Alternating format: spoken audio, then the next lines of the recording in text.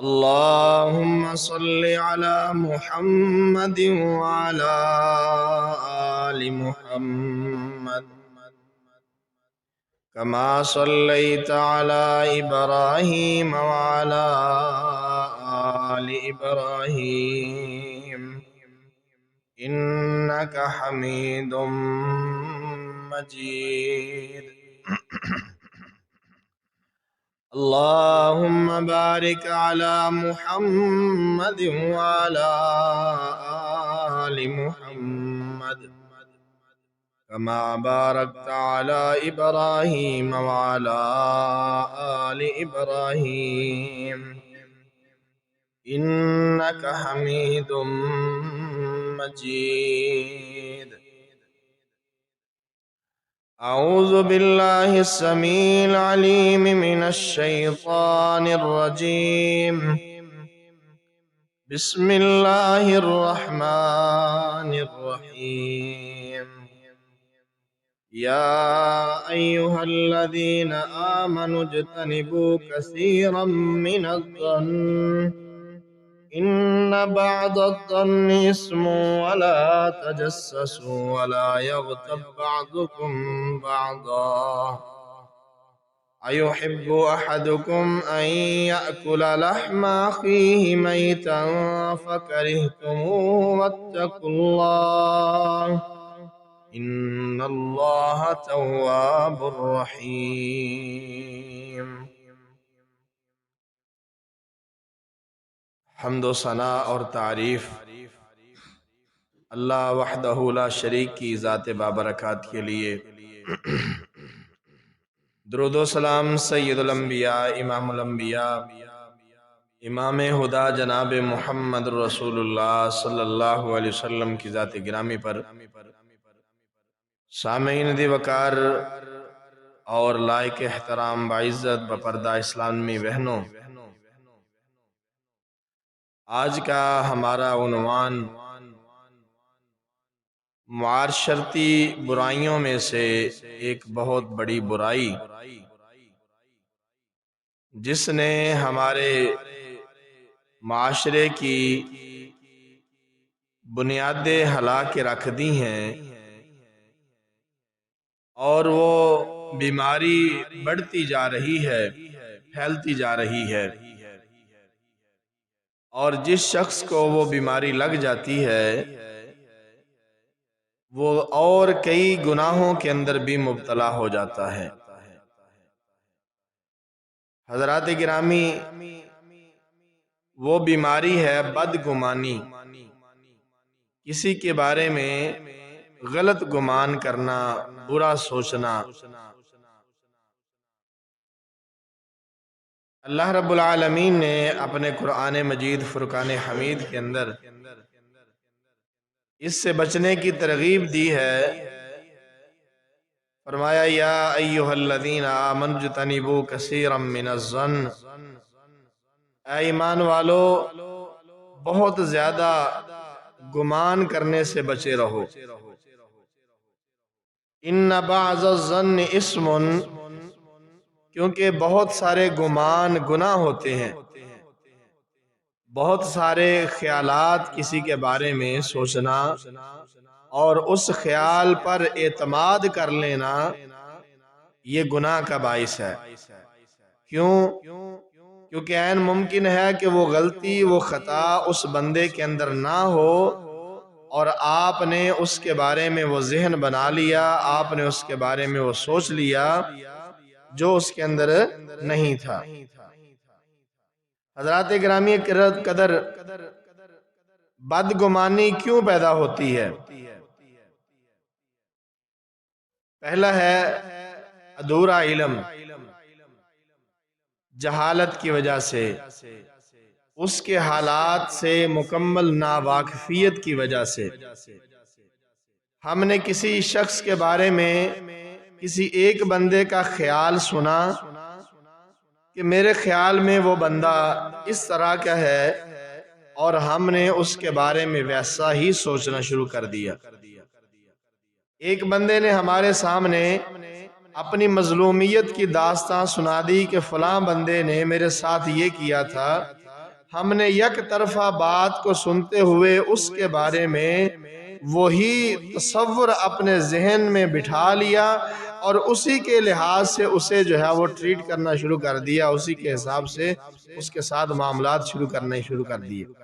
حالانکہ عین ممکن ہے کہ جو بندہ اس کے بارے میں بدگمانی کر رہا ہے، غلط خبر دے رہا ہے، عین ممکن ہے کہ اس معاملے میں وہ بذات خود مجرم ہو اور وہ اپنے جرم کو چھپانے کے لیے اس کے بارے میں بدگمان کر رہا ہے آپ کو۔ یا دوسرے نمبر پر منفی سوچ، غلط سوچ، بری سوچ، کہ جب ہمارا کسی بندے کے ساتھ کوئی مسئلہ ہو جاتا ہے تو اس کی ایک خامی اس کی ساری خوبیوں کو پیچھے لے جاتی ہے۔ ہمارے دل میں اس کے بارے میں کدورت آ گئی، ہمارے دل میں اس کے بارے میں بغض آ گیا، ہمارا دل اس کے بارے میں بھر گیا، تو ہم نے اس کے بارے میں مسلسل ایک پلان گھڑنا شروع کر دیا۔ ہمارے ذہن نے اس کے بارے میں بری چیز اس کے بارے میں ہمیں بتانا شروع کر دی۔ جیسے اگر کسی بندے کا کسی کے ساتھ کوئی لڑائی جھگڑا ہو جائے، کوئی اس طرح کا معاملہ ہو جائے، تو تکار ہو جائے، اب وہ بندہ جہاں بھی کھڑا بات کر رہا ہوگا، یہ پہلے والا بندہ سوچتا ہے کہ شاید یہ میرے بارے میں بات کر رہا ہے، اور بعض لوگ جا کے پوچھتے ہیں کی انداسی کیا کہہ رہا تھا، میرے بارے میں بات کر رہا تھا، حالانکہ وہ اس کی بلا جانے وہ اپنی بات کر رہا ہے۔ تو یہ جو سوچ ہے، غلط سوچ، کسی کے ساتھ کسی ایسے معاملے کی وجہ سے اس کے بارے میں بندہ بدگمان ہو جاتا ہے اور اس بدگمانی کو زبان پر لانا شروع کر دیتا ہے۔ جب زبان پر لاتا ہے پھر اس کو آگے بیان کرنا شروع کر دیتا ہے، اور جب وہ بیان کرتا ہے تو وہ بدگمانی جو ہے وہ بدگمانی نہیں، وہ غیبت سے لے کے بہتان تک کا معاملہ بن جاتا ہے۔ اگر تو اس کے اندر وہ برائی موجود ہے تو آپ اس کی غیبت کر رہے ہیں، اور اگر اس کے اندر وہ برائی موجود نہیں ہے تو آپ اس کے اوپر بہتان لگا رہے ہیں، اور یہ دونوں بہت بڑے گناہ ہیں، دونوں بہت بڑے گناہ ہیں۔ غیبت بہت بڑا جرم ہے اور بہتان اس سے بھی بڑا جرم ہے۔ اس لیے دوسرا مسئلہ یہ ہے حضرات گرامی قدر، تیسرا ہے غلط فہمی۔ کچھ معاملات ایسے ہوتے ہیں جو غلط فہمی کا شکار ہو جاتا ہے بندہ، اس نے کوئی اور بات کی، اس نے کوئی اور بات سمجھ لی، ایک نکتہ نے محرم سے مجرم بنا دیا، ہم دعا لکھتے رہے وہ دغا پڑھتے رہے، ہم دعا لکھتے رہے وہ دغا پڑھتے رہے، ایک نکتہ نے محرم سے مجرم بنا دیا۔ ہم نے تو لکھا تھا کہ میں آپ کے ساتھ آپ کے لیے دعا کر رہا ہوں، تو اس نے پڑھا کہ میں آپ کے لیے دغا کر رہا ہوں، تو دعا سے ایک نکتہ عین کے اوپر لگ گیا، غین بن گئی، دغا بن گیا، دھوکہ بن گیا۔ ہم جس کے لیے دعا کر رہے تھے وہ سمجھ رہا تھا میرے ساتھ دغا کر رہے ہیں، ایک نکتہ نے محرم سے مجرم بنا دیا۔ یہ ہے غلط فہمی۔ کسی کو معاملے کی سمجھ نہیں آئی تو نہ سمجھ آنے کی وجہ سے اس نے اس کے بارے میں غلط ذہن جو ہے وہ بنا لیا۔ حضرات گرامی قدر، یہ ساری باتیں اس لیے کر رہا ہوں کہ یہ وہ مقامات ہیں جہاں سے شیطان اپنا جال پھینکتا ہے، جہاں پہ شیطان بیٹھ کے گھات لگاتا ہے اور وہ 100% شکار کرنے میں کامیاب ہو جاتا ہے۔ جب آپ کے خیالات کے اوپر آپ کا قبضہ اور کنٹرول نہیں رہا تو پھر آپ بہت ساری دنیا سے بدگمان ہو جائیں گے۔ اور یہی وجہ ہے کہ آج دیکھیے کہ وہی بہن بھائی جو کسی وقت ایک دوسرے کے اوپر جان چھڑکتے تھے، جو ایک دوسرے کے ساتھ جو ہے وہ 10 دن نہ دیکھا تو اس کے بدلے میں وہ جو ہے وہ پریشان ہو جاتے تھے، وہی بہن بھائی ہوتے ہیں وہ ایک دوسرے کو کہہ دیتے ہیں کہ آج کے بعد تیرا میرا گھر میں آنا بند ہے۔ یہ کیوں ہوتا ہے؟ یہ ساری وہ بدگمانیاں ہیں، یہ سارے وہ معاملات ہیں کہ جن معاملات کا لاوا پکتے پکتے پکتے ایک دن ایسا ابھلتا ہے، ایسا وہ لاوا پھٹتا ہے کہ وہ ساری رشتہ داریاں بہا کے لے جاتا ہے۔ وہی بہن ہوتی ہے، اس کا بھائی اگر بیرون ملک ہے، وہ جب اس کے ساتھ فون پہ بات کرتی ہے تو روتی ہے کہ بھائی تیرا چہرہ دیکھے ہوئے مجھے جب کتنے دن بیت گئے ہیں، سال بیت گئے ہیں، تو آ جا، اور وہی بہن ہوتی ہے اس نے مجھے رشتہ نہیں دیا، اس نے میرے ساتھ یہ کیا، اس نے میرے ساتھ یہ کیا، وہی بہن بھائی ایک دوسرے کے گھر میں جانا پسند نہیں کرتے۔ تو یہ وہ جگہیں ہیں جہاں پہ شیطان بیٹھ کر گھات لگاتا ہے اور 100% کامیاب ہو جاتا ہے، اور جب یہ کامیاب ہو جاتا ہے تو پھر رشتے ٹوٹتے ہیں، پھر تعلق بگڑتے ہیں، اور سب سے جو عظیم رشتہ ہے، وہ سب سے کریم رشتہ جو ہے وہ اللہ کی ذات کا ہے، وہ اللہ کی ذات کا کریم رشتہ، سب سے عظمت والا رشتہ۔ شیطان جب بندوں کو بندوں کے خلاف بدگمان کر دیتا ہے، ایک وقت آتا ہے کہ شیطان بندے کو اس کے رب کے بارے میں بدگمان کر دیتا ہے، اور بندہ اپنے رب کے بارے میں بدگمانیاں شروع کر دیتا ہے، اور جس کا تعلق اللہ سے مضبوط ہوتا ہے، جو ان بدگمانیوں سے کوسوں دور ہوتا ہے، اگر وہ جان کنی کے عالم میں بھی ہو، وہاں پہ بھی اس کا جو گمان ہے وہ صحیح رہتا ہے، وہ غلط نہیں ہوتا۔ اس کی دو عظیم مثالیں دیکھیں، بہت بڑی مثالیں ہیں، کہ ایک طرف جناب محمد رسول اللہ صلی اللہ علیہ وسلم اپنے دوست کے ساتھ، سیدنا ابوبکر صدیق رضی اللہ عنہ کے ساتھ غار کے اندر ہیں، غار ثور کے اندر ہیں۔ اب دشمن اتنا قریب آ گیا ہے کہ سیدنا صدیق اکبر رضی اللہ عنہ کہتے ہیں کہ اللہ کے نبی، ہمارا دشمن جو ہماری تلاش کے اندر ہے، جو ہمارا سر اتارنا چاہتا ہے، ہمیں شہید کرنا چاہتا ہے، اگر وہ اپنے پاؤں کی طرف دیکھ لے یا ذرا سا دیکھ لے تو ہم پکڑے جائیں گے۔ اور پیغمبر کیا کہہ رہا ہے اپنے صدیق کو، اپنے دوست کو، ما ظنک باثنین یا ابا بکر اللہ ثالثہما، ابو بکر ان دو بندوں کے بارے میں تیرا کیا خیال ہے جن کے ساتھ ان کا رب ہو؟ اللہ کے بارے میں تیرا کیا خیال ہے؟ اللہ ہمارے ساتھ ہے، ہم کیسے پکڑے جا سکتے ہیں؟ یعنی آپ اندازہ کر سکتے ہیں کہ دشمن سر پہ کھڑا ہے اور نبی کا اپنے اللہ پر اس قدر اعتماد ہے۔ یعنی جو بدگمان نہیں ہوتا اس کو کوئی بھی بدگمان نہیں کر سکتا۔ اور دوسری طرف دیکھیں آپ، مثالیں بھری پڑی ہیں، ہر جنگ کے موقع پر، ہر برے وقت کے موقع پر، ہر تنگی تکلیف کے موقع پر منافقین نے اپنے بازو سر پہ رکھے ہوتے ہیں، اور وہ آ کے نبی کے سامنے، صحابہ کے سامنے اللہ کے بارے میں بدگمانیاں کرتے ہیں۔ اذ یقول المنافقون والذین فی قلوبہم مرض ما وعدنا اللہ ورسولہ الا غرورا، جب منافق آ کے کہہ رہے تھے اللہ نے تو ہمارے ساتھ دھوکہ کیا ہے، اللہ کے نبی نے ہمارے ساتھ دھوکہ کر دیا ہے، تو کیا وہ اللہ کے بارے میں کہہ رہے تھے؟ ظن السوء، برا گمان، بدگمانی کر رہے تھے اللہ کے بارے میں۔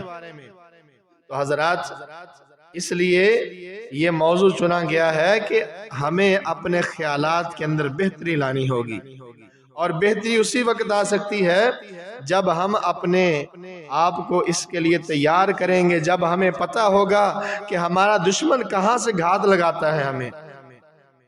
حضرات گرامی قدر، اللہ رب العالمین فرماتے ہیں انا عند ظن عبدی بھی، میں اپنے بندے کے گمان کے مطابق ہوں، میرا بندہ میرے بارے میں کیا سوچتا ہے، میرا بندہ میرے بارے میں کن خیالات کا اظہار کرتا ہے، کیا کہتا ہے میرے بارے میں میرا بندہ۔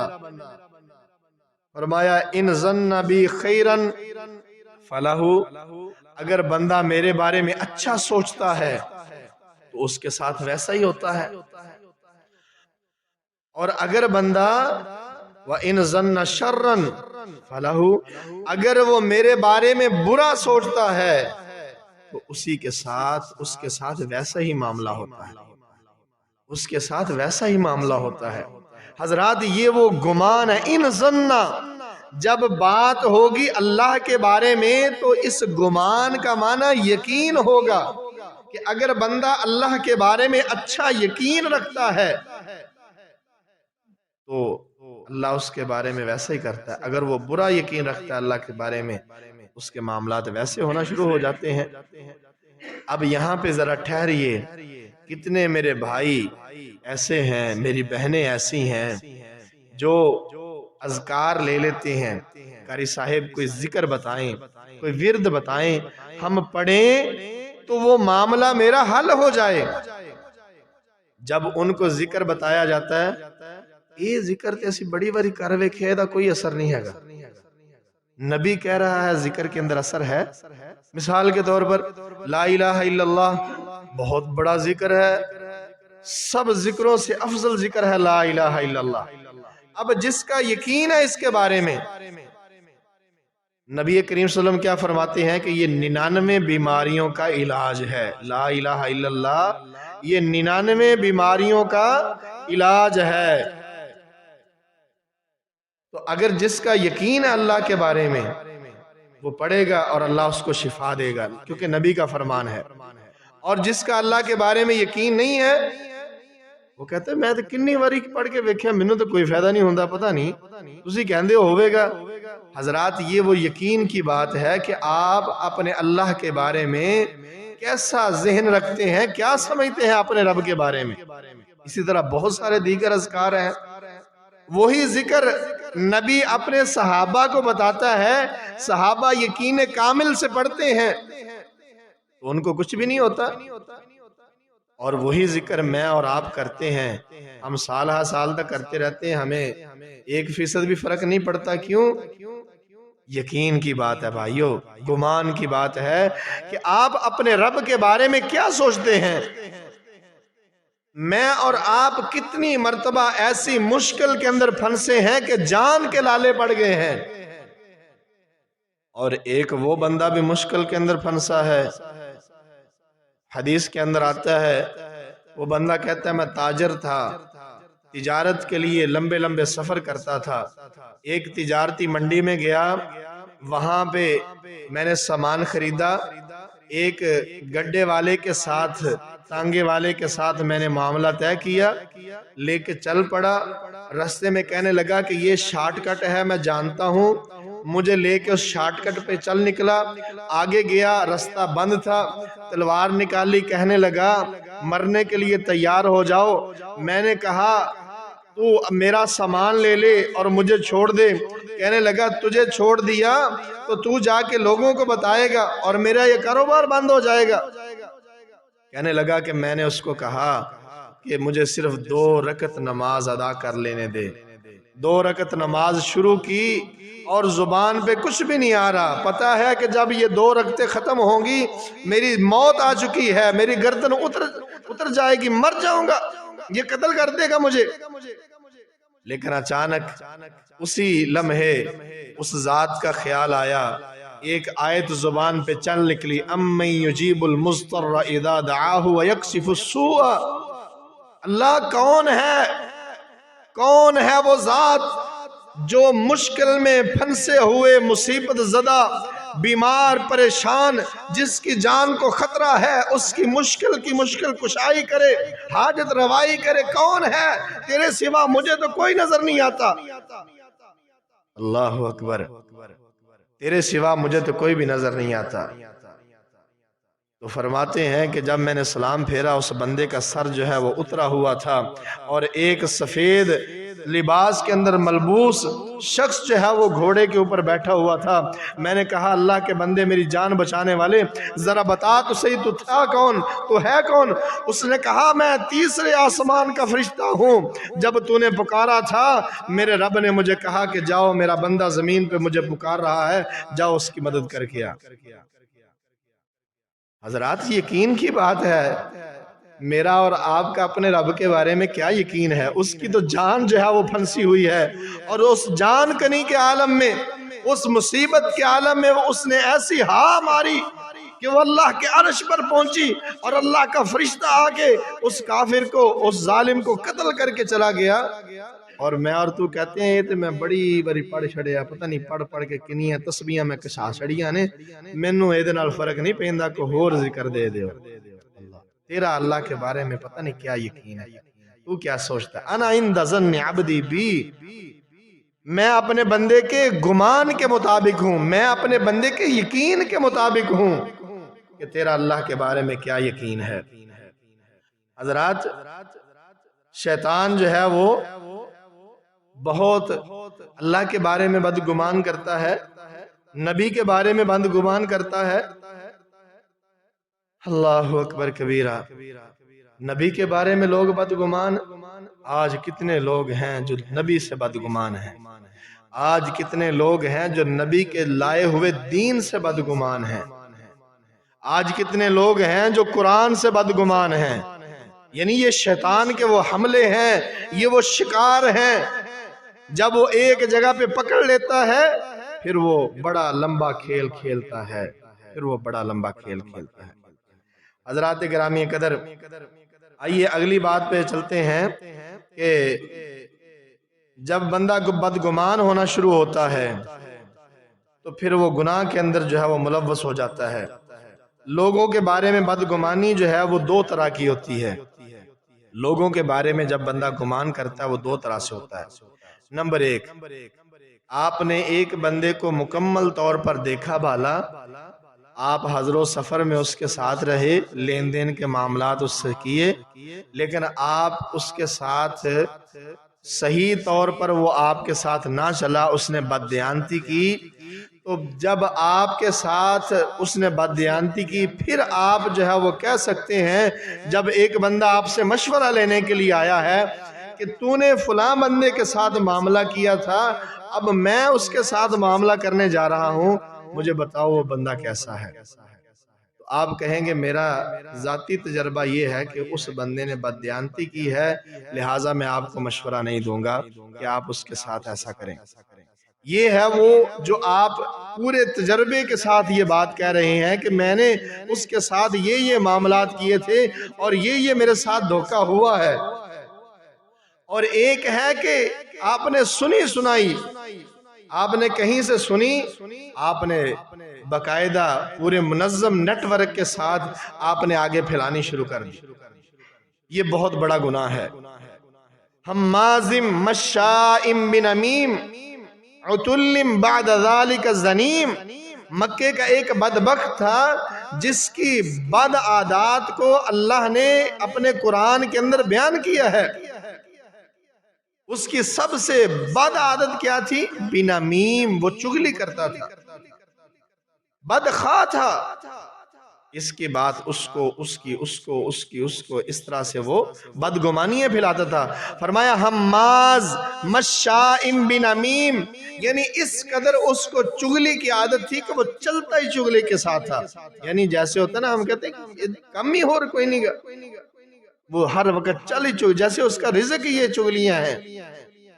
فرمایا حماز مشائم بنمیم عتلم بعد ذالک زنیم ان کان ذا مال و بنین، یہ کیوں آیا کہ اس کے پاس مال و دولت آ گیا، وہ نبی کے بارے میں بدگمانی پھیلاتا ہے، نبی کے دوستوں کے بارے میں بدگمانی پھیلاتا ہے، ان کان ذا مال و بنین، حالانکہ فرمایا اللہ نے اس کو مال بھی دیا اور بیٹے بھی دیے ہیں۔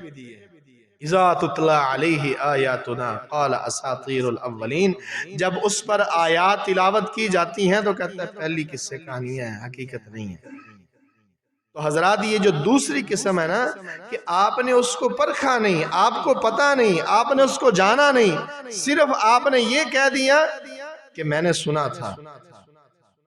رسول اللہ صلی اللہ علیہ وسلم نے فرمایا کسی بندے کے جھوٹا ہونے کے لیے یہی کافی ہے کہ وہ سنی سنائی بات کرے، یعنی کسی بندے کے جھوٹا ہونے کے لیے یہی کافی ہے، کیوں؟ کیونکہ ایک سنی سنائی بات، آج یہ جو طوفان بدتمیزی ہے میڈیا کے اندر، جی ذرائع سے خبر ملی ہے، وہ کون سے ذرائع ہیں بھائی؟ وہ کیسے ذرائع ہیں؟ اور پھر خبر کیا چل رہی؟ غیر مصدقہ اطلاع کے مطابق، جب وہ اطلاع ہے ہی غیر مصدقہ، یعنی غیر مصدقہ ہوئی نا جس کی کوئی تصدیق نہیں ہے، بس ہوائی آ گئی ہے اور آپ نے پورے پاکستان میں اس کو پھیلا دیا۔ غیر مصدقہ اطلاعات کے مطابق فلاں بندہ جو ہے اس نے جو ہے وہ بددیانتی کی ہے، او بھائی جب ہے ہی غیر مصدقہ تو آپ کیوں پھیلا رہے ہو؟ اور یہ بحثیت قوم ہمارا، یہ ہمارا گناہ کے اندر ہم شامل ہیں۔ ہم بھی یہی کہتے ہیں یار پتہ نہیں اڑتی سنی ہے کتوں، اڑتی منہ پتہ لگا، وہ بھائی اڑتی جو آئی ہے اس کی تصدیق تو کر لو۔ تم نے جو بات آگے پھیلائی ہے کل کو اگر وہ جھوٹ نکلی تو وہ بیچارہ جس کی بارے میں وہ بات پھیلائی گئی تھی اس کی عزت کیا بنے گا۔ ایک گاؤں میں نا چودھری صاحب کی مجھ جو ہے وہ چوری ہو گئی، وہ مجھ چوری ہو گئی تو پنچایت بیٹھ گئی، تو ایک تھا وہ جو مزدور آدمی ہوتے ہیں گاؤں میں، ان کا برا نام ہوتا ہے بہرحال غریب آدمی جو ہوتے ہیں، اس نے آ کے کہہ دی جو مجھ چوری سادی میں مول سادی ویلی چ ویکھی ہے۔ وہ پورے گاؤں کے اندر جو ہے نا وہ بات پھیل گئی بھی چودھری دی مجھ کاری دی ویلی چ لبھی، مولوی دی ویلی چ لبھی۔ وہ گئے جا کے پتہ کیا، وہ دیکھا جی وہ کسی اور کی حویلی تھی، وہ مولوی صاحب کی حویلی نہیں تھی۔ پھر وہ جی میرے کو غلطی ہوگی، غلطی ہوگی لیکن جس بندے کا بیچارے کا کپاڑا ہو گیا اس کا کیا بنے گا؟ یعنی آپ کی اس پھیلائی ہوئی بات سے جو اس کو عزت، اس کی عزت کے اندر جو ہے وہ حرف آیا، جو اس کو ذہنی طور پر پریشانی کا سامنا کرنا پڑا۔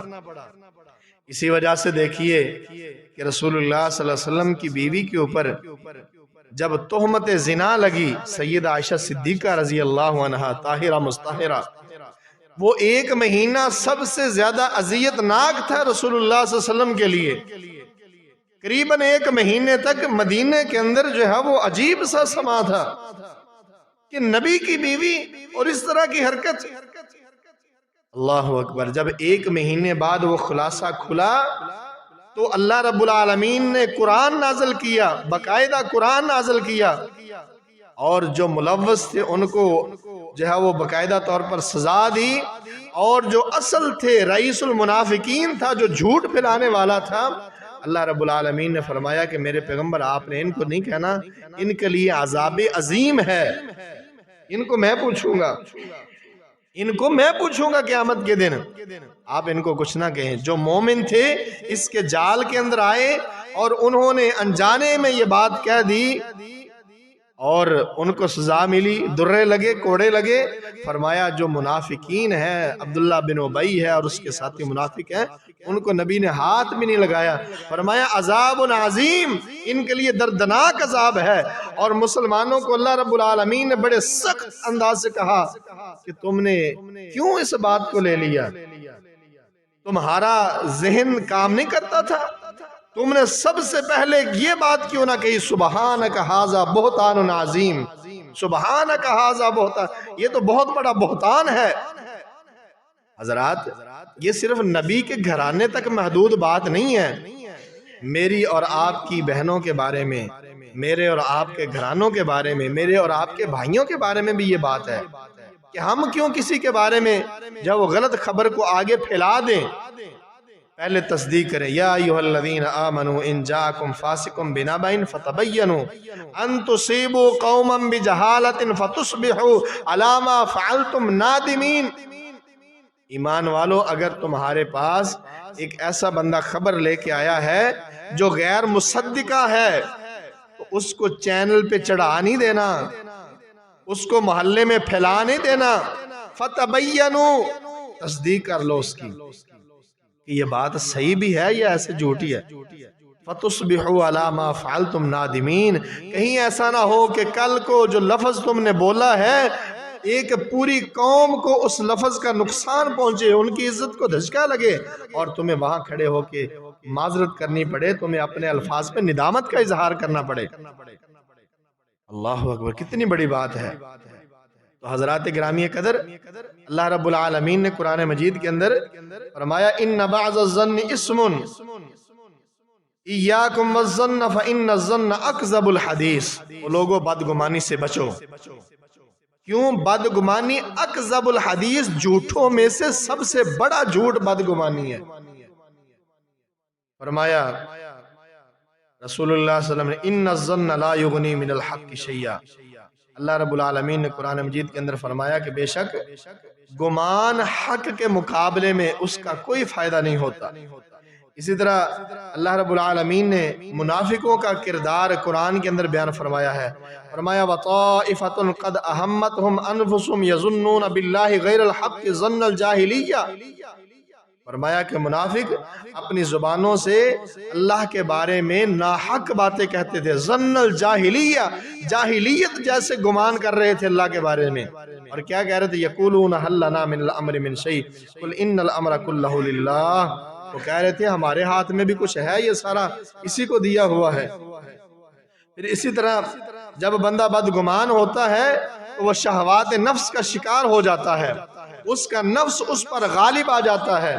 ان ہی الا اسماء سمیتموها انتم وآباؤکم ما انزل اللہ بها من سلطان ان یتبعون الا الظن وما تهوى الانفس، فرمایا یہ اس قدر بدگمان ہوئے کہ انہوں نے اللہ کے بارے میں بدگمانیاں شروع کر دیں کہ اللہ نے اس کے بارے میں کوئی آیت، کوئی حدیث، کوئی نشانی نازل نہیں کی تھی۔ یہ اپنے نفس کا شکار ہو گئے، یہ اپنے گمان کو حقیقت سمجھ بیٹھے۔ یعنی جیسے وہ مشہور ہے نا کہ اینا جھوٹ مارو کہ تنو خود یقین ہو جائے کہ میں جڑا جھوٹ مارنے ہے سچ ہے۔ اللہ اکبر۔ وَذَلِكُمْ ظَنُّكُمُ الَّذِي ظَنَنْتُمْ بِرَبِّكُمْ أَرْدَاكُمْ فَأَصْبَحْتُمْ مِنَ الْخَاسِرِينَ، اور فرمایا کہ یہ جو تم نے اپنے رب کے بارے میں سوچا تھا نا برا، وہ برا ہو گیا۔ کتنی بڑی بات ہے کہ جو تم نے اپنے اللہ کے بارے میں ظنکم بربکم الذی ظننتم بارضاکم، جو تم اپنے رب کے بارے میں برا ارادہ رکھتے تھے، برا سوچتے، فاصبحتم من الخاسرین، اس برے ارادے نے تمہیں تباہ کیا، اللہ نے تباہ نہیں کیا۔ اس برے نے، اس غلط سوچ نے تمہارا کباڑا کیا ہے، اللہ نے کباڑا نہیں کیا، تمہاری سوچ تمہیں لے ڈوبی ہے۔ حضرات گرامی قدر، بدگمانی، سیقول الذین اشرکوا لو شاء اللہ ما اشرکنا ولا آباؤنا ولا حرمنا من شیء کذالک کذب الذین من قبلہم، فرمایا ان تتبعون الا الظن وان انتم الا تخرصون، فرمایا کہ مشرک کافر کہتے ہیں اگر اللہ چاہتا، اگر اللہ کو منظور ہوتا، نہ ہم شرک کرتے نہ ہمارے باپ دادا شرک کرتے۔ اللہ کو منظور ہے تو ہم ایسے کر رہے ہیں، اللہ چاہتا تو ہم بتوں کی پوجا کر رہے ہیں، اگر اللہ نہ چاہتا تو ہم بھی تمہارے طرح مسلمان ہوتے۔ اس کا مطلب اللہ یہی چاہتا ہے کہ ہم کافر رہیں تم مسلمان رہو، ٹھیک ہے نا؟ حضرات یہ غلط ہے، یہ کافر کی سوچ ہے۔ فرمایا ان تتبعون الا الظن، تم غلط گمان کی، غلط بات کی پیروی کر رہے ہو، یہ حقیقت نہیں ہے۔ ان انتم الا تخرصون، تم اندازہ لگا رہے ہو، اللہ یہ نہیں چاہتا۔ آج بھی دیکھیں نا ہم اپنی کتنی برائیوں کو پروٹیکٹ کرنے کے لیے ثابت، اللہ ہدایت دوے تو انشاءاللہ کر لوانگے، اس کا مطلب اللہ نے تمہیں بے ہدایت پیدا کیا ہے، اللہ نے تو تمہیں پیدا ہی مسلمان کیا تھا۔ اللہ چاہے گا تو میں نماز پڑھ لوانگا، بھائی اللہ نے چاہا ہے تو سارا نظام پیدا کیا ہے، نبی اللہ نے ایسے ہی بھیج دیا، مساجد اللہ نے ایسے ہی بنوا دی، اذان 5 وقت اللہ نے ایسے ہی دلوا دی، یا تو پھر اذان عیسائیوں کے لیے ہوتی ہے تمہارے لیے ہوتی نہیں، اللہ چاہے گا تو پڑھ لوانگے، اللہ چاہے گا تو چنگے کام کر لیں، اس کا مطلب ہے معاذ اللہ چاہتا ہے کہ تم برے کام کرو۔ یہ اللہ کے بارے میں بدگمانی مسلمان کو زیب نہیں دیتی۔ اللہ کہتے ہیں کافروں کو ان تتبعون الا الظن، اللہ کے بارے میں برا سوچتے ہو تم، یہ تمہاری سوچ غلط ہے، اللہ ایسا نہیں چاہتا، کیونکہ اللہ نے تو ہر کائنات کا ہر پیدا ہونے والا بچہ، فرمایا فطرت اللہ التی فطر الناس علیہا، پوری کائنات کو اللہ نے مسلمان پیدا کیا، فطرت پہ پیدا کیا ہے، بعد میں جو مرضی بن جاؤ تم، اللہ نے تو کسی کو ڈاکو نہیں پیدا کیا، اللہ نے تو کسی کو زانی نہیں پیدا کیا۔ قال الملأ الذين كفروا من قومه انا لنراك في سفاهة وانا لنظنك من الكاذبين، کافروں کی یہ مثالیں اللہ نے قرآن میں کتنی بیان کی ہیں، نبیوں کے ساتھ جو انہوں نے کہا، کیا کہتے تھے؟ ہمارا گمان یہ ہے کہ تم گمراہ ہو، تم گمراہ ہو گئے ہو، دین چھوڑ دیا نا، تم گمراہ ہو گئے ہو، باپ دادا کا دین چھوڑ دیا، وَإِنَّا لَنَظُنُّكَ مِنَ الْكَاذِبِينَ، ہمارا گمان یہ ہے کہ تم جھوٹے بھی ہو۔ پیغمبروں نے کہا نہیں ہم جھوٹے نہیں ہیں، ہم تو حق بیان کرنے والے ہیں، سارے پیغمبروں کے ساتھ یہی ہوا، صحیح کہا، انہوں نے کہا کہ ہم ایسے نہیں ہیں، یہ تمہارے غلط گمان ہے، بری عادات ہیں، بد عادات کا شکار ہو تم۔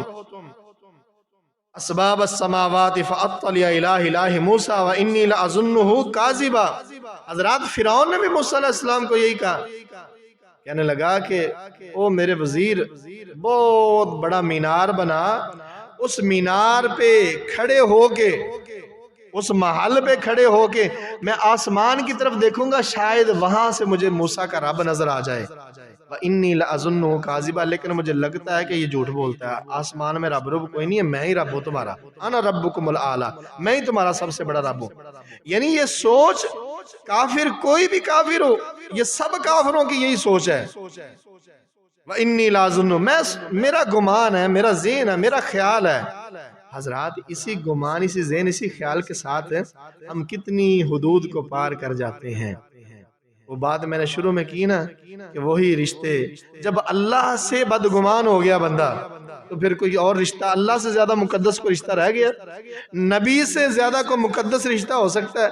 جب اللہ سے اور نبی سے بندہ بدگمان ہو گیا تو پھر باقی دنیا کہاں رہ گئی؟ حضرات اس بدگمانی کو دل سے نکالنے کے لیے کیا کرنا چاہیے؟ حضرات گرامی، سب سے پہلے جو شریعت نے ہمیں باتیں سکھلائی ہیں، ہمیں ان باتوں کا خیال کرنا چاہیے۔ نمبر 1، ہم نے یہ سیکھا کہ شریعت کہتی ہے کوئی بھی بندہ آپ سے اس طرح کی بات کرتا ہے، اس کی تصدیق کر لو۔ فتبینوا، تو بھائی گل سچی کریں، میں پوچھ لینا وہاں جا کے، میں ڈائریکٹ جا کے پوچھ لینا، اگر گل غلط ہوئی نا تو میں نے دس دینا کہ تو انج دیاں گلاں پھیلان ڈیا وا، آپ ہی اگلے باری اگر تہاڈے نال کوئی گل نہ کرے گا جھوٹی۔ شریعت نے مجھے، اور اس طرح وہ باتیں جو میری متعلقہ نہیں ہیں، وہ تینوں پتہ ہے وہ فلانے دے گھر کی ہوندا وا، وہ منوں کی لینا فلانے دے گھر جو مرضی ہوندا رہے ہیں، تینوں پتہ ہے فلانے دے کی ہویا ہی۔ حضرات یہ باتیں اس سے پیچھے ہٹ جائیں، مجھے کیا، جس کے ساتھ میرا لینا دینا ہے وہ مجھے بات بتاؤ۔ اللہ اکبر۔ ہمارے گجرانوالہ کے ایک عالم تھے، محدث تھے، اپنے وقت کے بہت بڑے محدث تھے، تو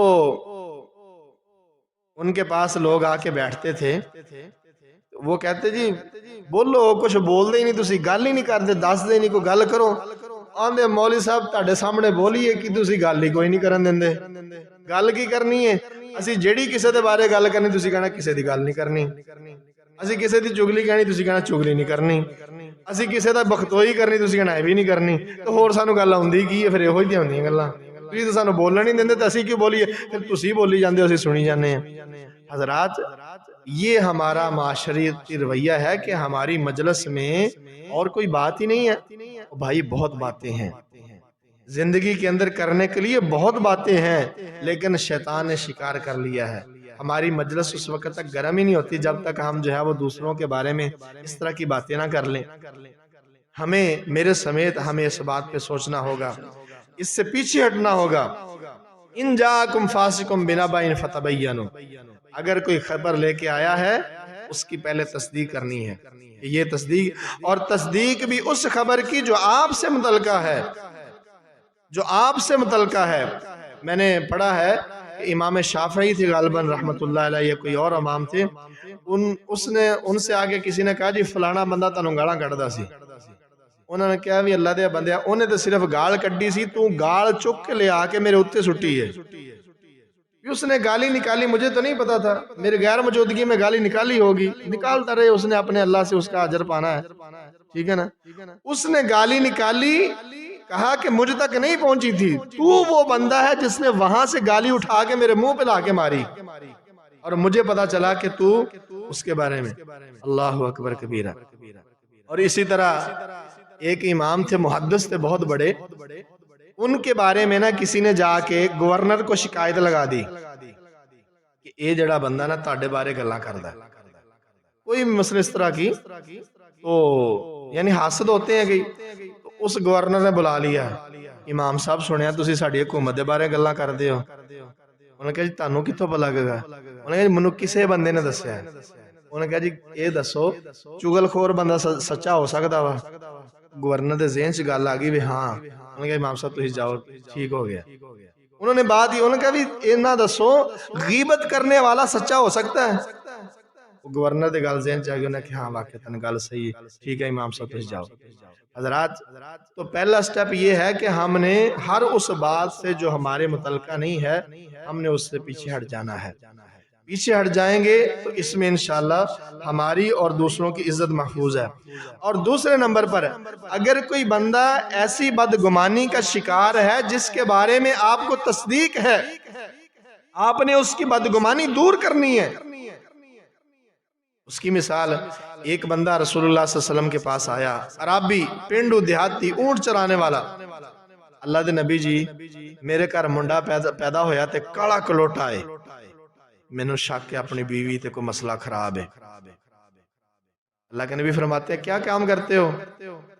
میں اونٹ چراتا ہوں، اونٹ رکھے ہوئے ہیں، ذمہ دار ہوں، اونٹ چراتا ہوں، جیسے وہ کام ہوتا تھا، اونٹوں کو پالتا ہوں۔ فرمایا کہ اونٹ کس طرح کے ہیں؟ اللہ کے نبی اونٹ میرے پاس سبز لال رنگ کے بھی ہیں، خاکی رنگ کے بھی ہیں۔ فرمایا کبھی خاکی رنگ اور لال رنگ کی اونٹنی نے کالے رنگ کا اونٹ بھی دیا ہے؟ ہاں اللہ کے نبی کالا اونٹ بھی پیدا ہو جاتا ہے، لال اونٹنی ہوتی ہے، کالا اونٹ پیدا ہو جاتا ہے۔ اللہ کے نبی فرماتے ہیں وہ کہاں سے آ جاتا ہے؟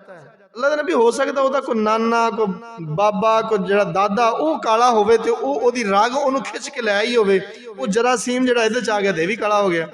اللہ کے نبی فرماتے ہیں اگر اونٹنی کا بچہ کالا ہو سکتا ہے، لال اونٹنی کا، تو گورا چٹا بندہ تیرے کا الکارا منڈا نہیں پیدا ہو سکتا۔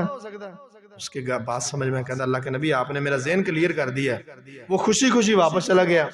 اب دیکھیں کہ اگر ایک بدگمان ہے اور آپ کو پتا ہے تو آپ کو اس کا گمان کلیئر کرنا چاہیے کہ نہیں بھائی ایسی بات نہیں ہے، اچھے انداز سے، نہ کہ آپ جو ہے وہ بیٹھ کے مزہ ویندے ہاں بھئی واقعی یار تو تے گورا چٹا ہے منڈا تیرا کالا ہے، کوئی روڑا ہے ایسے کر ہاں تصدیق ذرا جا کے۔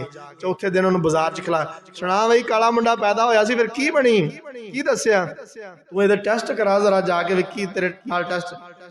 عجیب حضرات بدگمانی کو کلیئر کرنا چاہیے اگر کوئی ایسا ہے۔ اسی طرح ایسے کام یا ایسے محل جہاں پہ وضاحت ضروری ہو وہاں پہ بذات خود وضاحت کر دینی چاہیے۔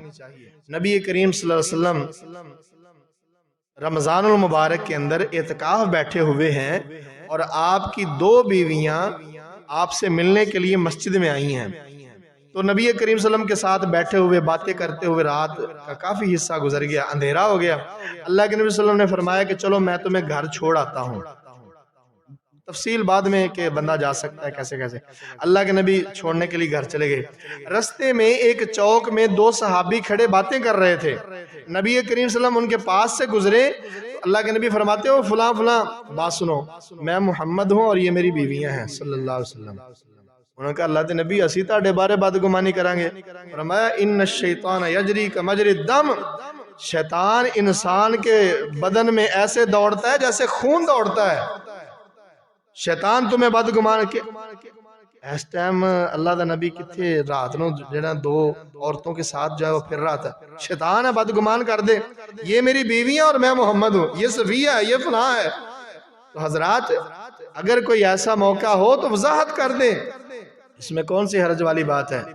حضرات گرامی قدر یہ وہ چند باتیں تھیں ٹوٹی پھوٹی، اللہ تعالیٰ مجھ میں اور آپ میں یہ توفیق عطا فرمائے، ہمیں یہ ہمت اور توفیق ہو کہ ہم بری عادتوں کو چھوڑ کے صحیح عادتوں کی طرف واپس لوٹ آئیں۔ اللہ رب العالمین ہمیں ایسا بنا دے۔ حضرات اسی طرح الحمدللہ ہمارا جو صفہ مرکز الاسلامی کے نام سے ہمارا حفظ کا ادارہ چل رہا ہے، کل الحمدللہ اس کا امتحان ہوا، بہت اچھا امتحان ہوا، اور میں مبارکباد دیتا ہوں اپنی پوری جماعت کو کہ الحمدللہ ہمارے طلباء بہت محنت کر رہے ہیں اور ان کے لیے دعا بھی ہم کرتے ہیں، اللہ تعالیٰ ان کو کامیاب فرمائے۔ اسی طرح طلباء کی حوصلہ افزائی کے لیے بغیر نام لیے میرے ایک بھائی نے کچھ طلباء تھے ہمارے، ان کو بطور تحفہ چادریں دیں، میرے ایک بھائی نے جرابیں دیں، میرے بھائیوں نے الحمدللہ امتحان کی خوشی میں ہر بچے کو ایک بہترین سوٹ جو ہے وہ عنایت کیا، اور کل ہمارے بھائی نے ان کا امتحان ہو رہا ہے، ان کے لیے بہترین کھانے کا اہتمام کیا۔ تو یہ میرے وہ سارے وہ بھائی ہیں جن کا اگر میں تذکرہ نہ کروں تو یہ ناانصافی ہوگی۔ آپ لوگوں کی محبت ہے، پیار ہے کہ الحمدللہ یہ ہمارا مرکز آباد ہے۔ اللہ رب العالمین سے دعا ہے، میں یہاں پہ منبر نبوی پہ کھڑا ہو کے دعا کرتا ہوں، یا اللہ وہ تمام بھائی جو ان قرآن پڑھنے والے بچوں کے لیے اللہ تحفے کا اور کھانے کا اور کوئی بھی کسی بھی قسم کا اس مرکز کو آباد کرنے کے لیے اور اس مرکز کے اندر رونق بنانے کے لیے اللہ جو سوچتا بھی ہے، کرتا بھی ہے، کسی طرح بھی حصہ ڈالتا ہے، اللہ اس کی دنیا آخرت کو بہتر بنا دے، اللہ اس کے گھر میں کبھی کمی نہ آئے۔ اللہ میرے ان بچوں کو کامیاب فرما۔ اللہ یہ جو بچے ہیں یہ امانت ہیں، اللہ مجھے قاری صاحب کو اللہ ان امانتوں کو کما حق ہو ان کے محل تک پہنچانے کی اللہ توفیق عطا فرما۔ آخر دعوانا الحمدللہ۔